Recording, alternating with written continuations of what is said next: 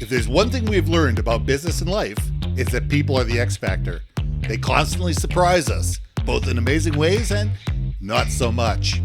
We're Ben and Syya, and welcome to the Gnaw on This Business Bites podcast. This show is all about real life things we all deal with every day, how they relate to business, and how to make some sense out of our daily chaos. Welcome to the show.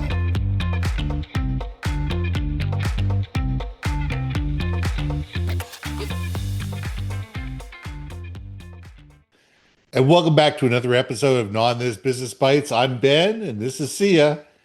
And this week, I want to talk about why your company needs a value system and not just a mission statement.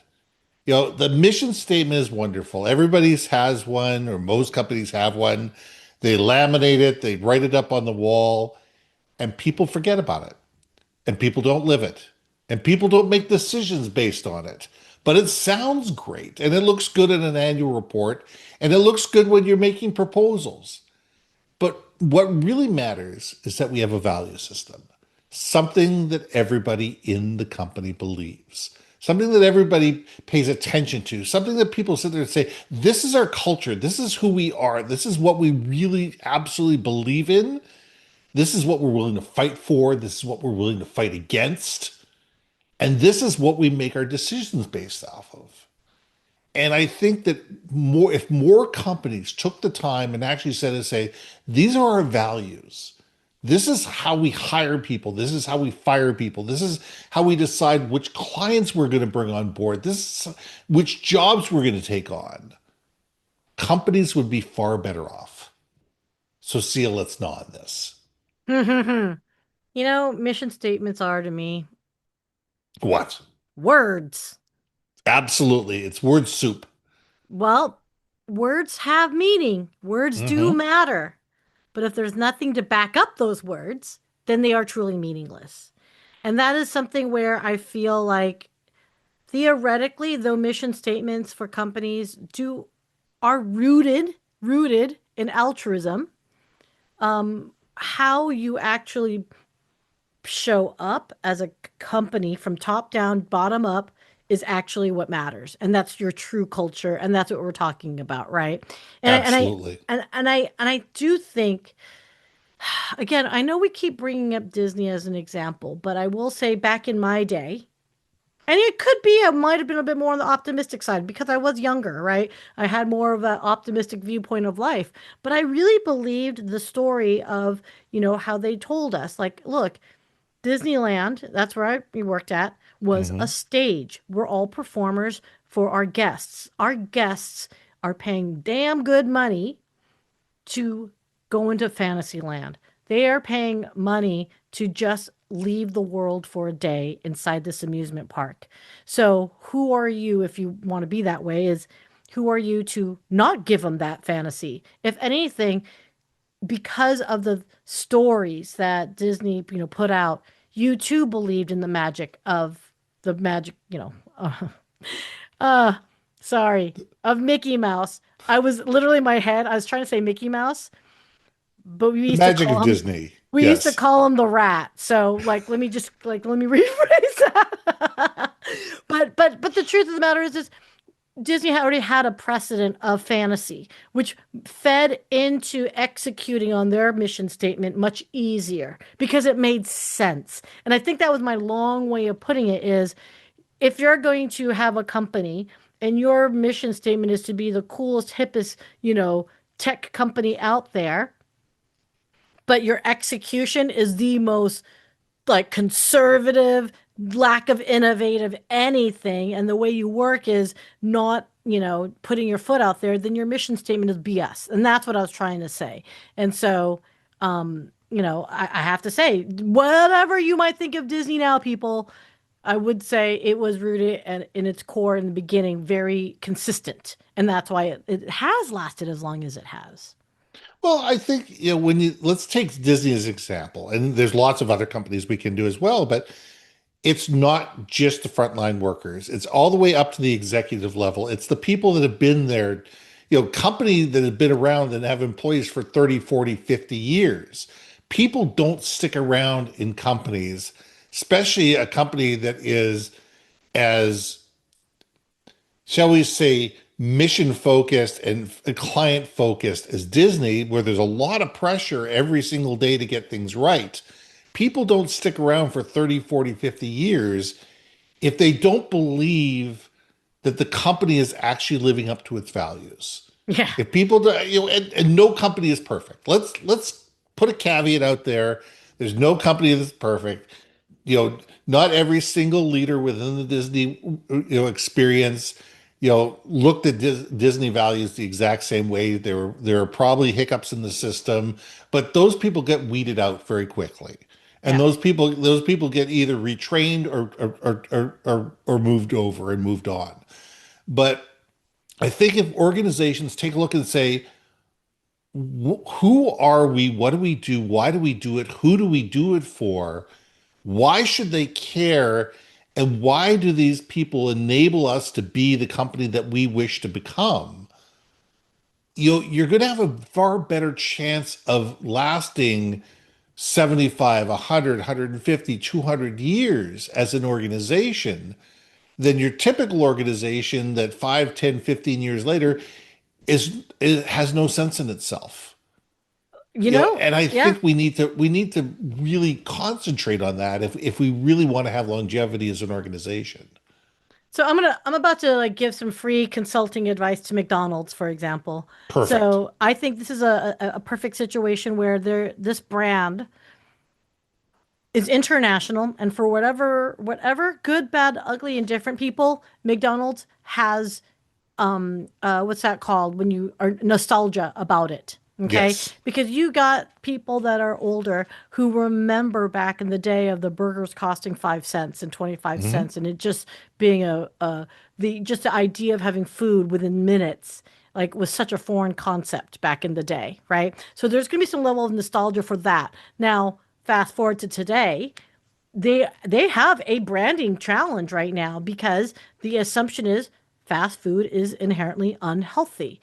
Their Yes. CEO going on, which I thought was an absolute PR disaster of him eating his lunch and taking a little bit of a bite, and even his face couldn't even show him enjoying this burger, wherever the heck it was, new burger that was coming out. And I think this is where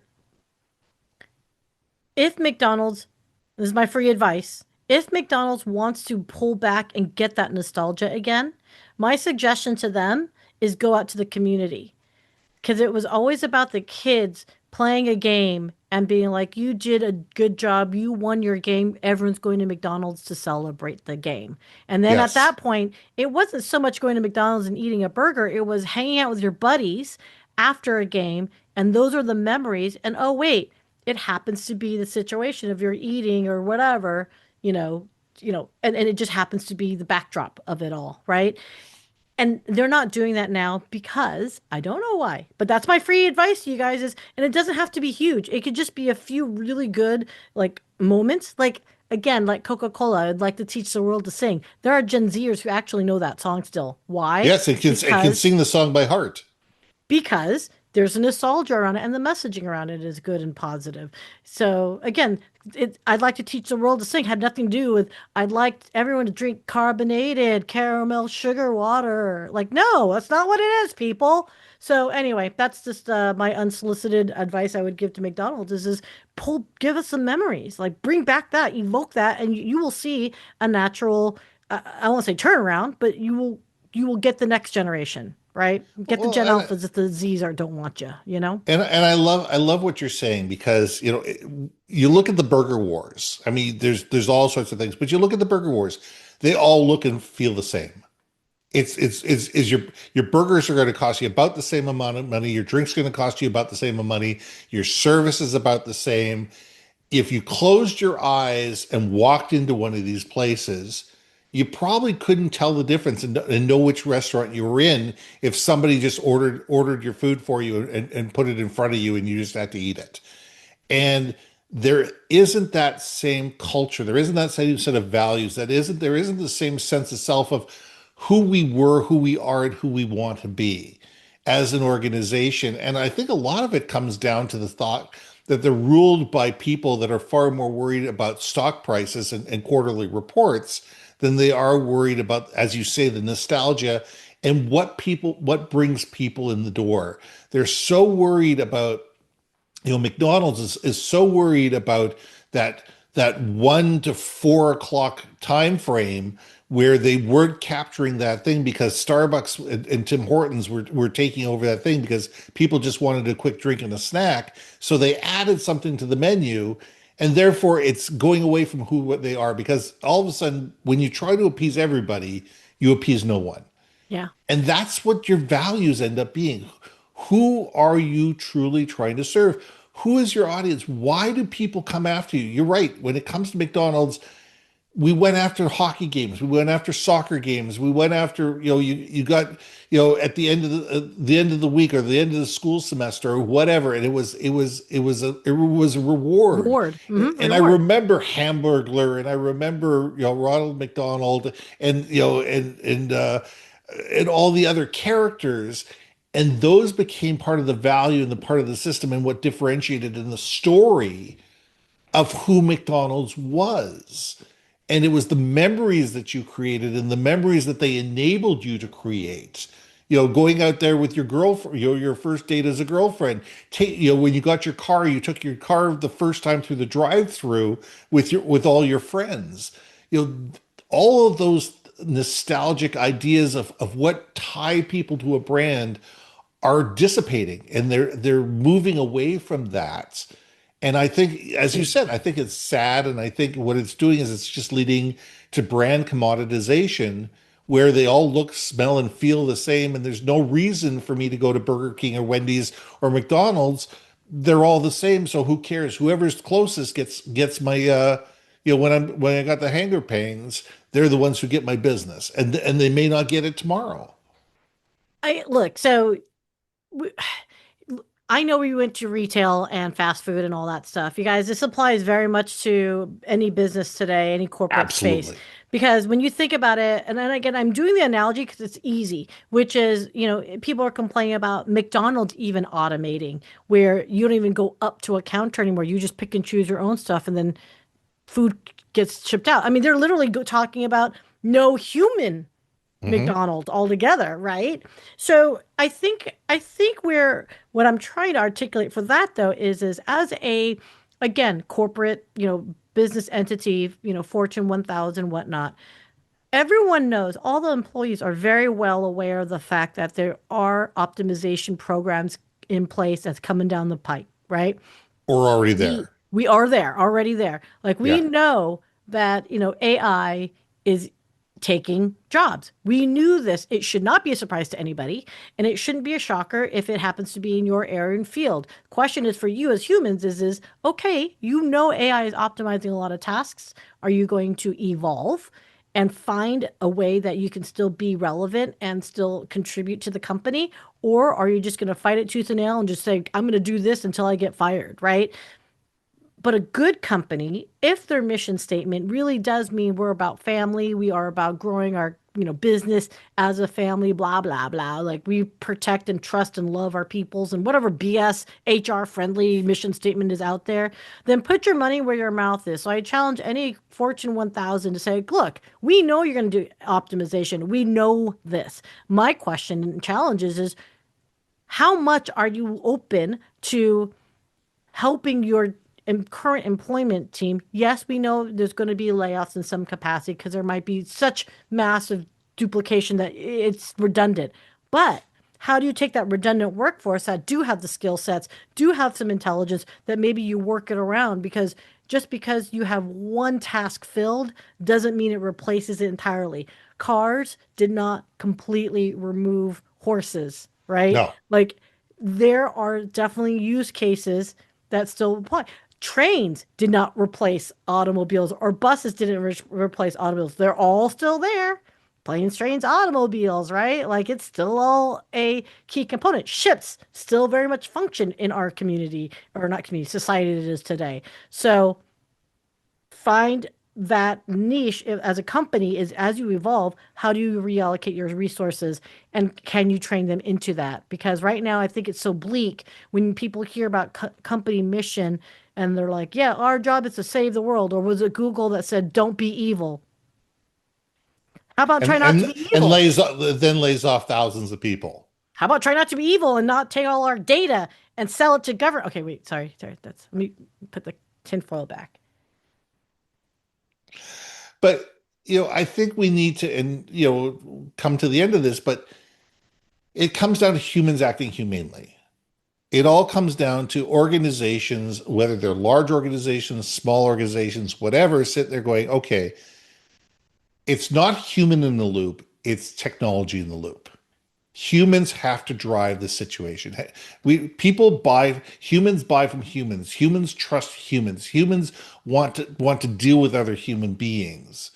Yes, technology is a wonderful thing and it's going to make our lives better, but it shouldn't be allowed to drive the bus. And companies that have the values of sit there and say, our humans are the ones that are making our company the best things. How do we utilize technology to make our humans' lives better? Is a different situation as how do we maximize profit by getting rid of humans and focusing merely on technology. And if that technology chef makes our customers' life more of a hassle, we don't really care because we're making more money. So we need to sit there and say, what are the values of our organization? Who are we truly trying to serve? Why are we serving them? What value are we trying to put out in the marketplace? And where do we want to be 5, 10, 15, 20, 50 years down the road and be able to move towards that as an organization, keeping the human element in control?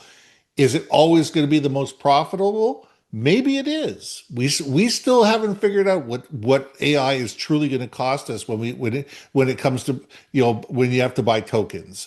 We still haven't figured out what the true cost of an AI technology is. But what we need to do is figure out how do we become a human-based organization. Couldn't agree more, sir. Let's wrap it up. You know what? I'm Ben, I'm Syya. and we'll see you soon. Hey, hey, hey. Thanks for listening to another episode of Not On This Business Bites. If you liked what you heard, we most humbly ask that you like, share, and hit that subscribe button. If you want to communicate more effectively within your organization, contact Ben at IamBenBaker.com or me at BrilliantBeanMedia.com. We can help you build your community, brand awareness, and personality through digital content and podcasting. We cannot wait to hear from you. See you next week for another episode of Not On This Business Bites.